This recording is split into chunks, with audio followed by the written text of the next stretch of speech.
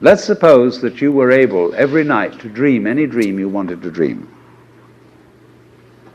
And that you could, for example, have the power within one night to dream 75 years of time, or any length of time you wanted to have. And you would naturally, as you began on this adventure of dreams, you would fulfill all your wishes. You would have every kind of pleasure you could conceive. And after several nights of 75 years of total pleasure each, you would say, well, that was pretty great. But now let's have a surprise. Let's have a dream which isn't under control. Well, something is going to happen to me that I don't know what it's going to be. And you would dig that and come out of that and say, wow, that was a close shave, wasn't it?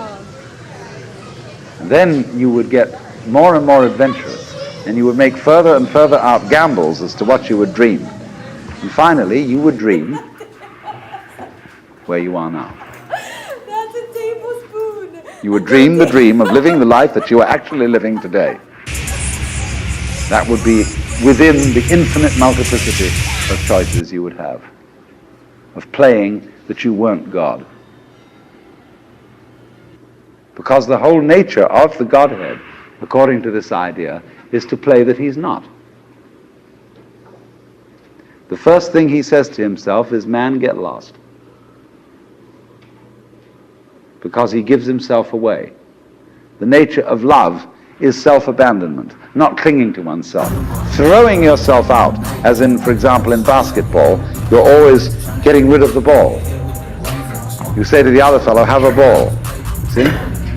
And that keeps things moving. That's the nature of life. So in this idea, then, everybody is fundamentally the ultimate reality.